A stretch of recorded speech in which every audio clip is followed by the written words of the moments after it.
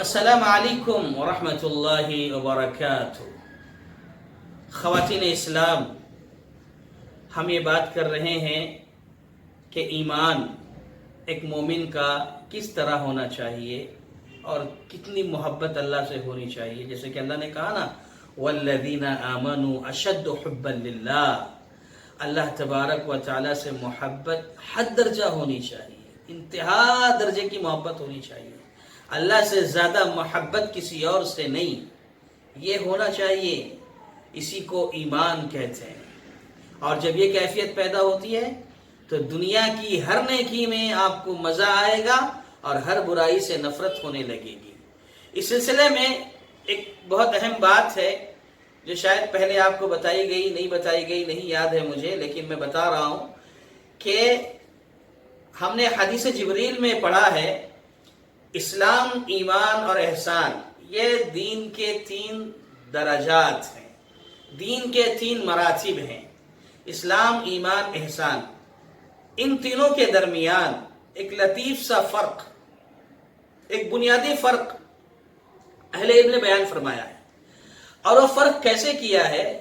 مثال کے طور پر 3 شخص ہیں، ایک زید ہے، ایک بکر ہے، ایک عمر ہے۔ زید کو ہم نے اسلام کی جگہ رکھا، عمر کو ہم نے ایمان کی جگہ رکھا، اور بکر کو ہم نے احسان کی جگہ رکھا۔ ایک مثال ہے، مثال کے طور پر آگ ہے، آگ کا کام جلانا ہے، آگ جلاتی ہے۔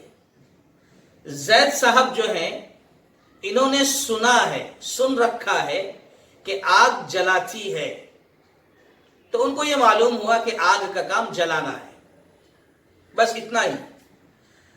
اس کے بعد جو بکر ہیں، انہوں نے بھی سنا ہے کہ آگ جلاتی ہے، آگ کا کام جلانا ہے، اور دوسرے نمبر پر بکر نے آگ کو جلتے ہوئے اپنی آنکھوں سے دیکھا بھی ہے کہ آگ جلا رہی ہے۔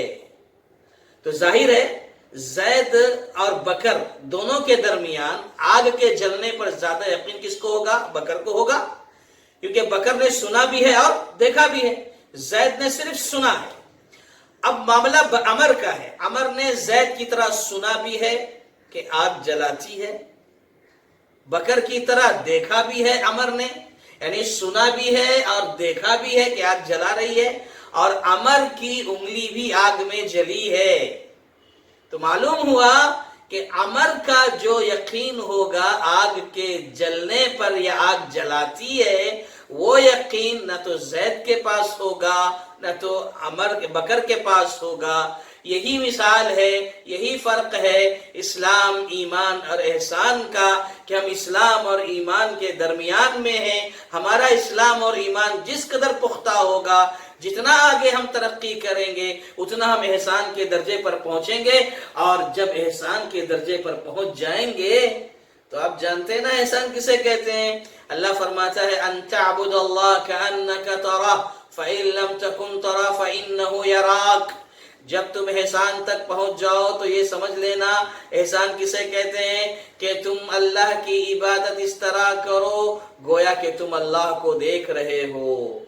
اگر یہ احساس نہ ہو، یہ کیفیت نہ ہو، تو یہ خیال ضرور رہے، یہ تصور ضرور رہے کہ اللہ تمہیں دیکھ رہا ہے۔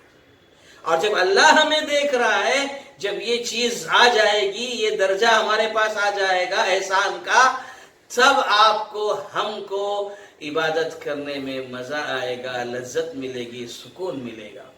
تو خواتین اسلام، بات ہماری نکلتے چلتے یہاں تک پہنچ گئی کہ ایک شخص کہتا ہے میں اللہ پر ایمان اس وقت لاؤں گا جب اللہ کو دیکھ لوں، وہ ساری باتیں بھی ہو گئیں۔ اور ایک مسلمان بھی کہتا ہے کہ اللہ میں آپ کو دیکھنا چاہتا ہوں۔ مسلمان کو دیکھنے کی جو چاہت ہوتی ہے، اس کا یہ سبب ہوتا ہے کہ وہ اللہ سے محبت انتہا درجے کی کر بیٹھتا ہے، اللہ سے محبت اور عقیدت میں بہت آگے پہنچ جاتا ہے، اس لیے وہ کہتا ہے اللہ میں تجھے دیکھنا چاہتا ہوں۔ اور یہ کیفیت جب پیدا ہوتی ہے تو اسے عبادتوں میں مزہ آتا ہے، لطف آتا ہے، سکون ملتا ہے۔